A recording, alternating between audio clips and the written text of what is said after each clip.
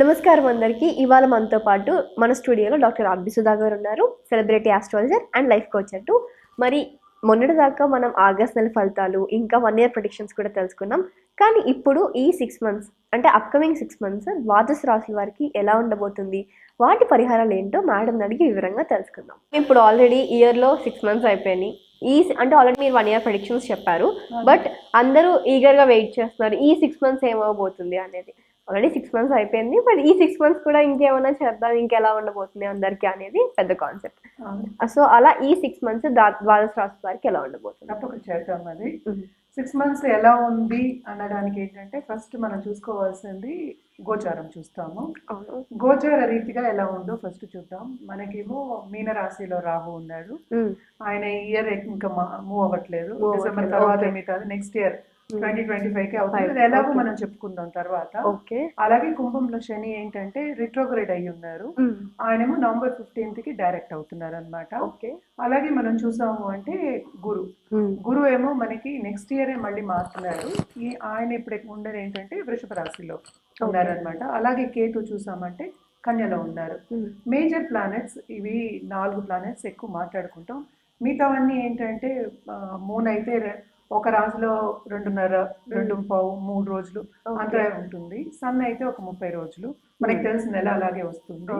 అలాగే వీనస్ కానీ మార్స్ కానీ మళ్ళా ఇంకా మెర్కురీ కానీ 30 రోజులు 40 రోజులు మ్యాక్స్ 60 days లోపల మనకి మారుతూ ఉంటాయి. కనుక మనకి దాన్ని బట్టి ప్రెడిక్షన్స్ అనేవి మనం చెప్పుకుంటూ ఉంటాం అనమాట. జనరల్గా అయితే మేజర్ ప్లానెట్స్ మనం ఎక్కువ చూస్తాము. ఎలా ఉంటాయో మనం ద్వాదశ రాశులకి మాట్లాడుతాం. మ్యామ్ ఇప్పుడు ఈ 6 months కర్కాటక రాశి వారికి ఎలా ఉండబోతుంది? తప్పకుండా చూద్దాము. కర్కాటక రాశి వాళ్ళకి మనకి ఆగస్ట్ నెల చాలా బాగుంటుంది అని చెప్పాలి. అండ్ ఆల్సో ఏంటంటే మనకి గురు సంచారం కూడా వీళ్ళకి చాలా బాగుంది. అనుకూల పరిస్థితి ఉంది. వీళ్ళకి అష్టమ శని ఉన్నా కూడా, శ్రమపడే యోగం ఉన్నా కూడాను కెరియర్ అభివృద్ధి చెందే ఛాన్సెస్ ఎక్కువ కనిపిస్తున్నాయి అంటే వచ్చే కాలంలో అన్నమాట. అండ్ ఆల్సో ఏంటంటే మనకి తెలుసు ఆగస్ట్లో ఏంటంటే మళ్ళీ సన్ ఏమో ఓన్ హౌస్ కి మూవ్ అవుతున్నారు అనమాట. అంటే సెకండ్ హౌస్ కి వచ్చేస్తున్నారు. తప్పక వీళ్ళకి ఆర్థికంగా ఎదుగుదల అనేది ఉంది.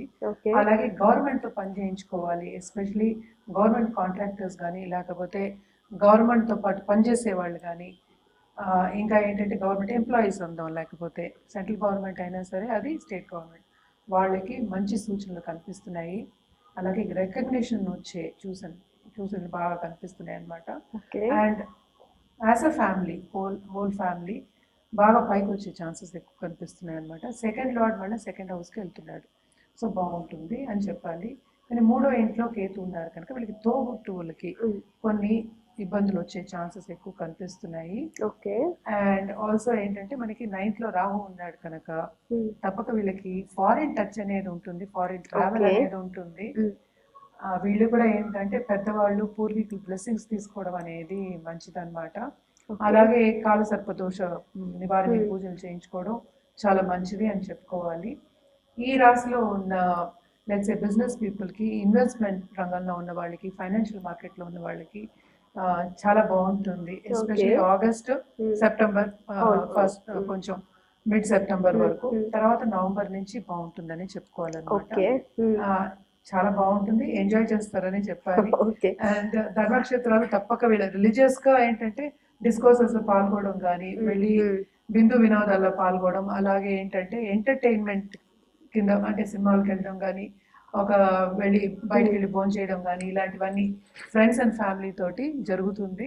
బాగుంటుంది, ఎంజాయ్ చేస్తారు 6 months. కానీ శ్రమ పడే యోగం కూడా ఉంది.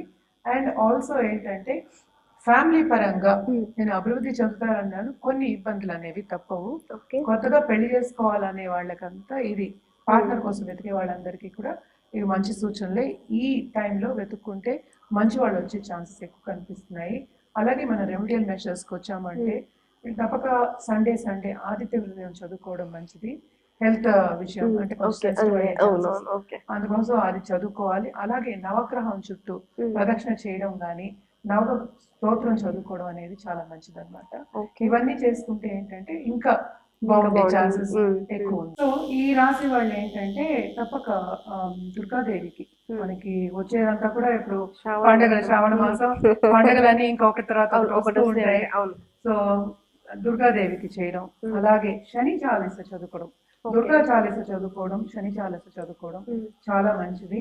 అలాగే ఓల్డ్ ఏజ్ హోమ్ కి వెళ్ళి అన్నదానం చేయడం అనేది ఎక్స్ట్రీమ్లీ ఇంపార్టెంట్ అన్నమాట. చాలా బాగుంటుంది వీళ్ళకి. అలాగే ఏంటంటే ఒక ప్రాణికి అన్నదానం కానీ ఏదైనా ఆహారం పెట్టడం కానీ చాలా చాలా మంచిది అన్నమాట. తప్పక ఈ పరిహారాలు చేస్తే చాలా బాగుంటుంది. ఇక్కడ కట్టు, ఇదేమో జనరల్ ప్రెడిక్షన్స్.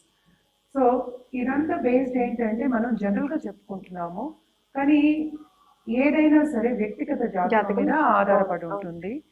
మనకి ఏంటంటే కరెక్ట్గా సొల్యూషన్ అనేది ఇవ్వడం కూడా జరుగుతుంది అనమాట. అంటే రెమెడియల్ మెషర్స్ అంటే ఏంటి, ఒక సొల్యూషన్ ఇచ్చినట్టే ఆ సొల్యూషన్ చేస్తే తప్పక వాళ్ళు ముందుకెళ్లే ఛాన్సెస్ ఎక్కువ కనిపిస్తాయి అన్నమాట. సో ఎవరైనా పరిహారాలు చేయాలి కరెక్ట్గా వాళ్ళ జాతక రీత్యా చేయాలి అన్నప్పుడు, అలాగే ఒక జాతిరత్నం కావాలి, జాతిరత్నం వేసుకుంటాము, ఉన్నత స్థాయికి రావాలి అన్నవాళ్ళు కింద స్క్రోల్ అయ్యే ఈమెయిల్ ఐడి కానీ లేకపోతే నంబర్స్ కానీ సంప్రదిస్తే అన్ని వివరాలు చెప్పడం అనేది జరుగుతుంది. అలాగే అపాయింట్మెంట్ ఎప్పుడు సెట్ అవుతుంది, డైరెక్ట్గా వచ్చి కలవచ్చా లేకపోతే ఆన్లైన్ అపాయింట్మెంటా, ఇవన్నీ కూడా చెప్పడం జరుగుతుంది అనమాట. మన దగ్గర ఏంటంటే జమాలజిస్ట్ కూడా ఉన్నారు కనుక తప్పక మంచి జమ్మ ఇవ్వడం జరుగుతుంది. అలాగే ఒక ఆభరణం చేంజ్ ఇవ్వడం కూడా జరుగుతుంది అనమాట. కింద స్క్రోల్ అయ్యే ఈమెయిల్ ఐడికి అలాగే వాట్సాప్ నంబర్కి సంప్రదించండి, అన్ని వివరాలు చెప్పడం అనేది జరుగుతుంది. జనరల్గా మనం చేయవలసిన పరిహారాలు అన్ని రాసుల వాళ్ళకి చెప్తున్నాను ఇప్పుడు. సో పరిహారాల విషయానికి వస్తే కనుక తప్పక దుర్గాదేవికి ఏ అమ్మవారికైనా పూజ చేయడం అనేది మంచిది. అంటే ఏంటంటే అమ్మవారి రూపంకి తల్లి తర్వాతే కదా అందరూ. సో ఒక గాడెస్ అంటే ఏంటంటే తల్లి రూపానికి చేయడం అనేది చాలా మంచిది. అలాగే మనం ప్రకృతిని కూడా గాడెస్ కింద తీసుకుంటాము. అలాగే చాలా మందికి ఏంటంటే డబ్బు కావాలి అని ఉంటుంది, అంటే సంపద రావాలి, ఆర్థికంగా ఎదగాలని ఉంటుంది. సో ఈ మాసం ఎస్పెషల్లీ ఆగస్ట్ మాసం, మనం మాట్లాడుకునేది ఈ 6 monthsకి కదా, ఆగస్ట్ మాసం తప్పక దేవి పూజలు చేయడం చాలా మంచిది. సో ఈ ఆగస్ట్ నెల అంతా కాకుండా మనకు వచ్చేప్పుడు అన్ని ఫెస్టివల్స్ వస్తున్నాయి. తప్పక నెక్స్ట్ మార్చ్ అంటే ఏంటి మన ఉగాది వరకు ఒక్కొక్క నెల మనకి ఫెస్టివల్స్ వస్తూనే ఉంటాయి. సో పుణ్యక్షేత్రాలు ఎస్పెషలీ దేవి ఉన్న టెంపుల్స్ వెళ్ళి సందర్శించడం చాలా మంచిది.